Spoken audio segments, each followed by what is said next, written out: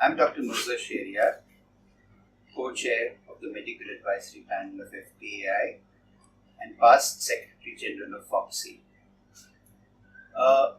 I'm here to speak to you about my experiences and opinions related to the association of contraception and women's health. When you look at the last 100 years of world history, there have been many challenges. In my opinion, the growth in the world's population that has been exponential is probably the greatest of all. And this is when I compare it to 2 world wars, climate change, and many other things happening in the modern world. But I'm also happy to say that one of the greatest advances of the last 100 years of human history has been the ability of humanity to be able to control its own fertility.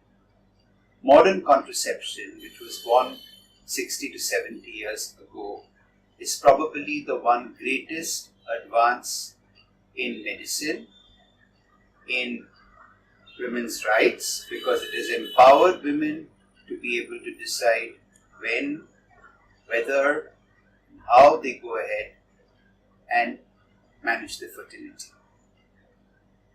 When you look at contraception, we usually look at its results from a global perspective. We look at its effects on countries' population and world population. But according to me, it would really matter only when we look at it at the level of the individual. When it comes to human beings, everyone wants a good life for themselves and their families and their extended loved ones. And contraception made it possible for this to happen. When you look at what contraception did to women in the recent years, it empowered them, it allowed them time to grow, to be educated, to take their rightful place in the workforce, and brought a certain level of confidence as far as their development was concerned. What happened with contraception was that it started small, but today we've got an amazing basket of choices. Today a woman can decide amongst hormonal contraception, intrauterine contraception, and many other new exciting advances and delivery systems to choose the one that suits her best. In fact, we have realized from studies we have done that when a woman is partner to deciding what she uses as a contraceptive choice, the results are the most successful, that she is most likely to continue it for a long time, and that she will use it wisely to have the life that she desires. Much is written about the problems associated with contraception.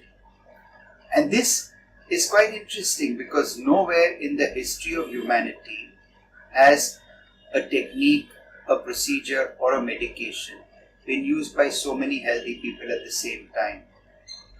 There are many myths and misconceptions associated, and all I can say is the benefits, the advantages, contraceptive and non-contraceptive, of modern contraception outweigh any possible risk.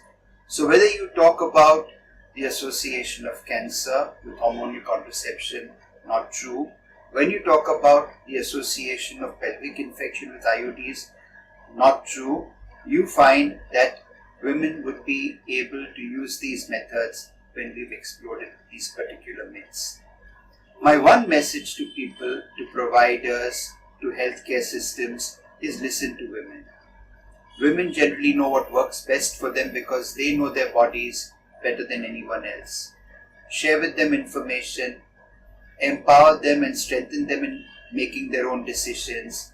Let them participate in final choices, and that would be great not just for her, but for her family, for her community, for her country, and for the world. The technology is there. It is said that if we were to take a few $1 billion, which is what we spend on a few fancy military planes or a few civilian airliners, we could fulfill the contraceptive needs of each and every man and woman living on earth at the moment.